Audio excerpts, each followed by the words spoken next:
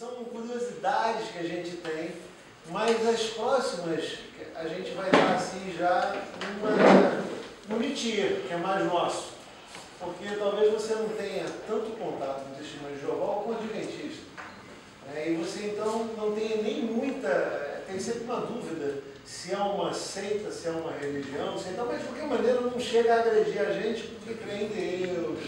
E testemunho de Jeová, Jeová é Deus, então tem aquele negócio assim menos. Agora, a partir de hoje, a gente vai mexer com uma área mais complicada um pouco, que nitidamente a gente percebe que não é algo cristão. Por quê? A gente vai falar sobre espiritismo hoje, semana que vem a gente vai falar sobre Umbanda e Candomblé, sobre as religiões afro.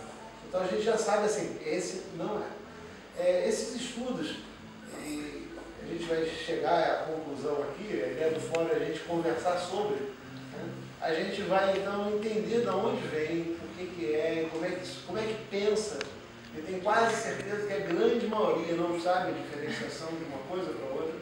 Para quê? Com o objetivo da gente não só entender para nós, como também a gente poder ajudar pessoas que estejam sendo levadas nessa direção. E também você saber, não discutir, né? Porque o pessoal fala que política e religião não se discute, mas pelo menos você tem um respaldo de você saber daquilo que você crê e naquilo que a pessoa crê, para que você possa então saber conversar com ela de uma maneira interessante. Chico Xavier. Bezerra de Menezes. Não é Bezerra da Silva, não. É o sambista. É o sambista. Psicografar. Psicografia. Cura. Ritual. Mesa branca. Mesa branca, botar uma mesa branca. Dá pra botar um copo pra mexer, né? Você rola. Tem uma operação espiritual que eles Operação fazem. espiritual. Kardecismo, né? Kardecismo que Pode ser coisas mascaradas, vamos dizer assim, a Umbanda e a Candomblé como espiritismo, isso é pelo meu conhecimento, né? Então quando a gente fala de espiritismo, as pessoas, eu sou espírita, mas da onde? Eu sou da Umbanda. Uma luta dentro da minha família, né? Elas são dessa linha kardecista, né? Então eles dizem que surgiu com esse cara que nem se chamava Allan Kardec, né? O nome dele era Hippolyte, não sei o que. E o cara disse que em vidas passadas ele se chamava Allan Kardec, pronto, o negócio... Apesar do espírito da verdade, em 1848, que não foi nem com Allan Kardec que começou esse negócio. Allan Kardec ganhou fama porque ele sistematizou alguns conceitos. Mas foram as irmãs Fox que começaram a ver barulhos em casa e, segundo, tem duas explicações aqui, né?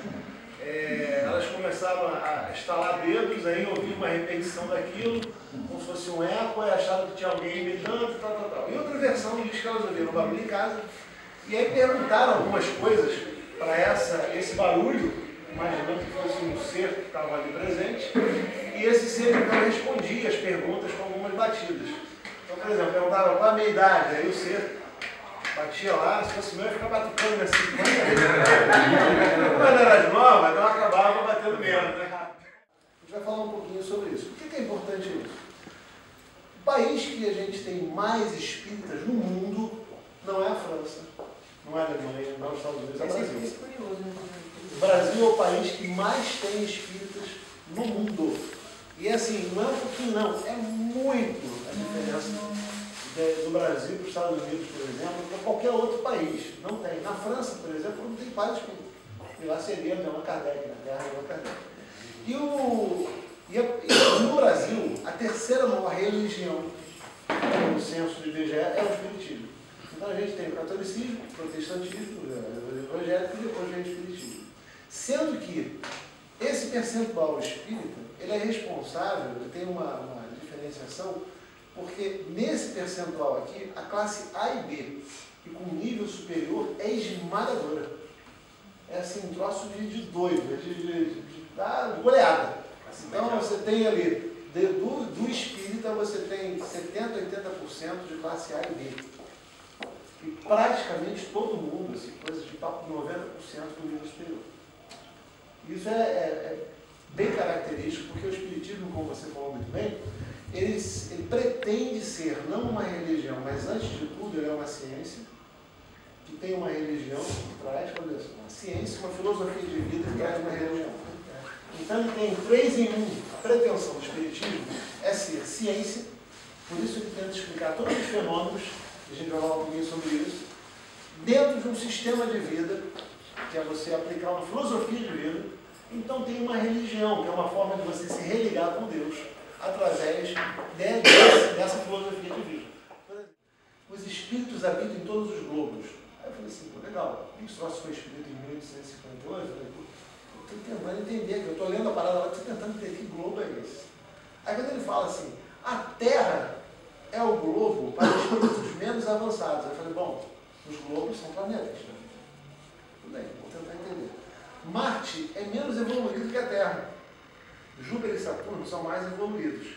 E os seres, os espíritos, né, habitam corpos adaptados às condições de cada planeta e buscam também evoluir. Eu falei, peraí. Aí eu fui pesquisar um pouquinho mais.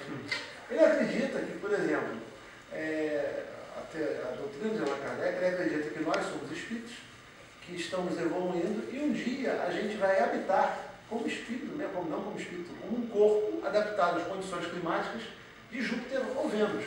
Ou então a gente vai ficar rodando aqui na Terra até conseguir evoluir, para um dia a gente habitar com o espírito.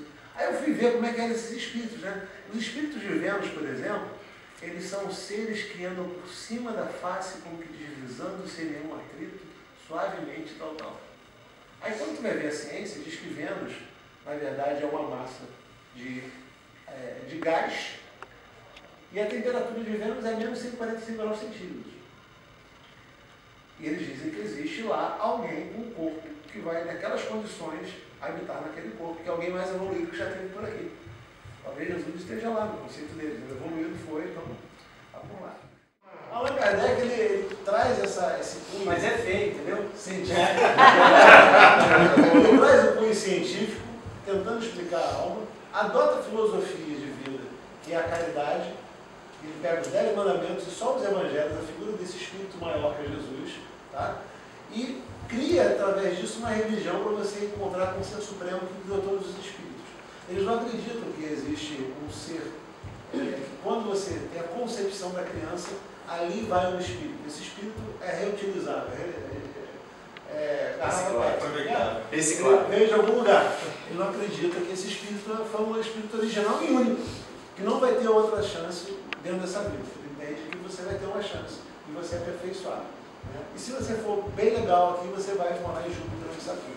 Então a ideia E se não for? Se não for, vai ficar aqui. Mercúrio. E aí, Vai ficar eternamente. foi bem lembrado, né? Porque tem aquele escrito que eu estou tentando lembrar de cabeça, as coisas assim, para a gente ir convivendo. Por isso, então, eles acreditam no karma. Eles acreditam que se você não for bom, você vai nascer e vai passar por alguns problemas para você ser aperfeiçoado pelo sofrimento. É que elas são muito bem relacionadas, geralmente elas são pessoas muito bem esclarecidas, elas não duvidam, não querem ficar discutindo sobre religião, elas não querem ficar discutindo, elas têm uma certeza tremenda do que elas estão falando.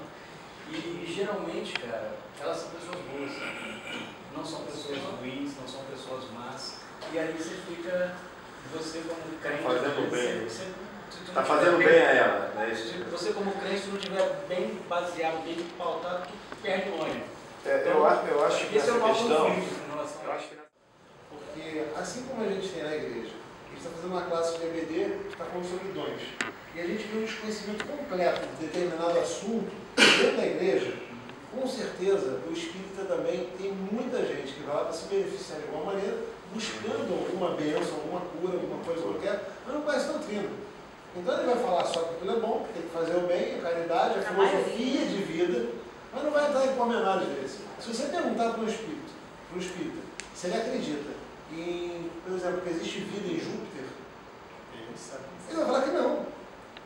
Mas se ele falar assim, mas faz parte da sua doutrina. Você está maluco. Sim. E você um dia pode ser um jupiteriano. Isso aí é tão legal mudar de ideia. Com a gente também. Né?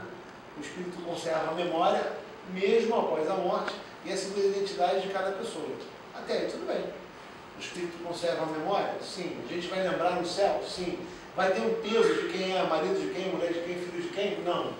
Até porque você não corre o risco de você vai e teu pai não vai, tu vai ficar triste. No céu não tem tristeza. Então a gente não vai ter esse tipo de relacionamento. Salvação individual. Sentimento. Tá? A lei da reencarnação, aí começa a complicar para a gente. Pela qual todas as criaturas retornam à vida terrena e vão sucessivamente evoluindo intelectualmente, moralmente, ao olhar os erros do passado. E aí já tem um furo, porque você não lembra do que você viveu no passado, então a tendência é você errar de novo.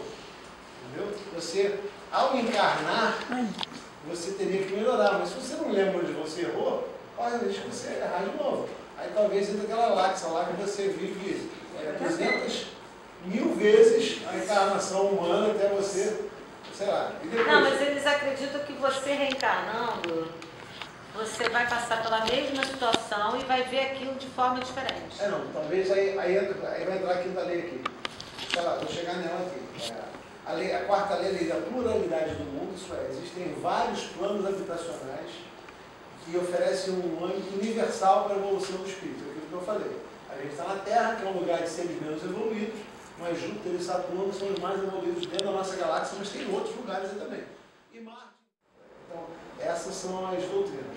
E o princípio que eles têm é a inteligência suprema, que é Deus, Jesus como referência do comportamento moral e o espírito mais evoluído que já passou na Terra, o livre-arbítrio, que é a responsabilidade e liberdade do ser humano, bate com a gente, a reencarnação, que é a oportunidade de um aprendizado na evolução, e a mediunidade, que é um acesso, um meio de acesso à nova verdade e troca de experiências para que você possa ser ajudado ou ajudar pessoas aqui na Terra. Então, assim, o médium, ele é um ser que voltou nessa Terra para aprender a ajudar os outros.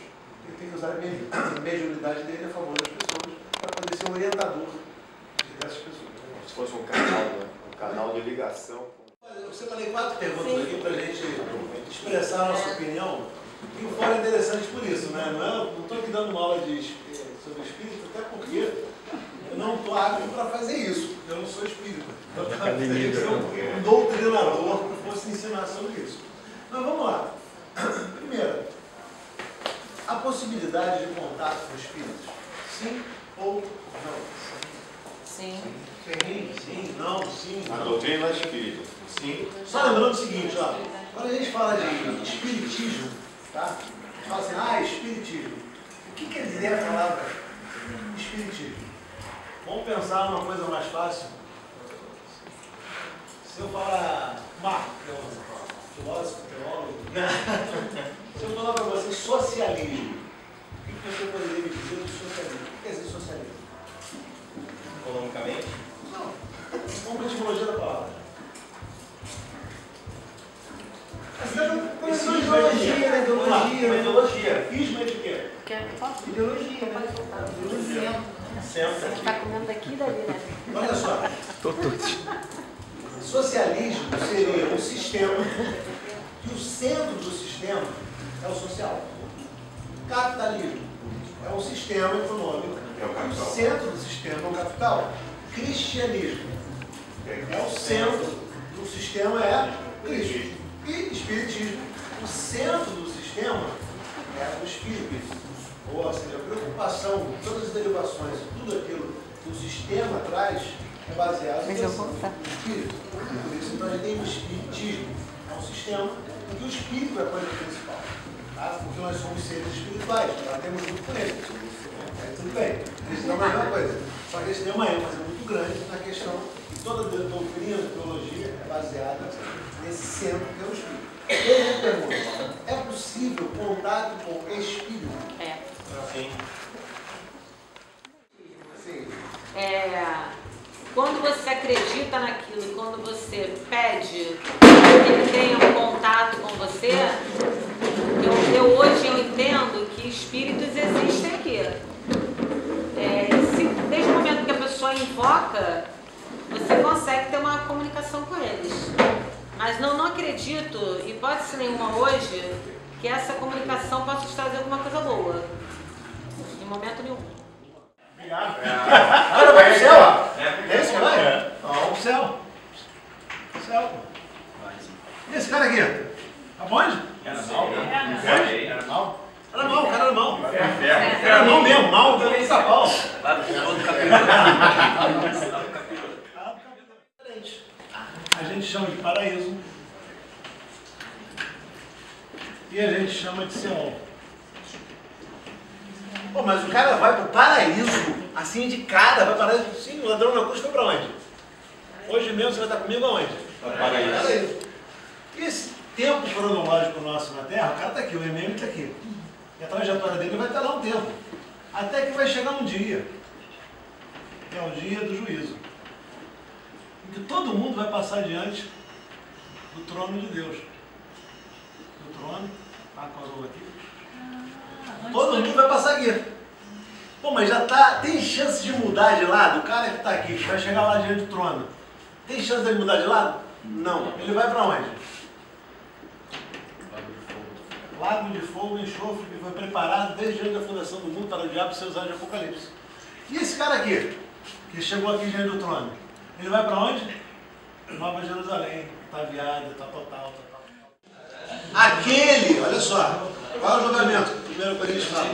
Aquele que tem a base, que é Jesus, vai construir em cima dessa base. E olhe o que você constrói, porque você pode construir pedra, precioso, e tem outra coisa lá. Ou você pode colocar palha, feno, madeira.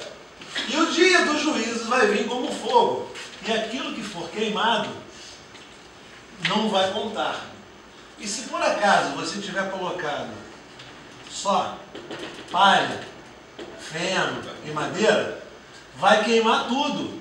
É o que Paulo diz. Porém, você tem a base. Vai varrer o chão da Nova E a base vai levar você a ir para a Nova Jerusalém. É o que o apóstolo Paulo explica. O dia vai vir e vai provar as suas obras que estão em cima da base. E quem não tem base? Quem não tem base está aqui embaixo. Ou seja, e é uma das maneiras que ele se apresenta com uma pseudo-inteligência, uma travestido de alguma coisa, mas é o mesmo demônio que você vai ver semana que vem na macumbaria. E mais, aí eu vou até, assim, não querendo criticar a Igreja Católica, mas uma idolatria é idolatria, tá? Se você acende uma vela para São Jorge, comprada no Mercadão de Madureira, colocada na igreja de São Jorge, e faz um pedido, mas só para garantir, né?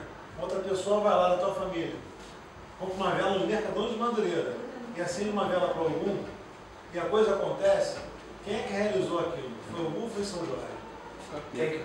São as mesmas. É o mesmo, já é o mesmo. Cavalinho aqui, É o mesmo. o cavalinho lá que está em cima, é o mesmo cavalinho que está aqui. Só para você saber. Isso tanto faz as santas também. Santa Bárbara. Só uma préviazinha para a semana que vem. Na verdade também existe um fator histórico, né? Sim. São Jorge representa e tal. Algo passado tem um porquê, né? Quem fez? Pois é. Quem fez acontecer?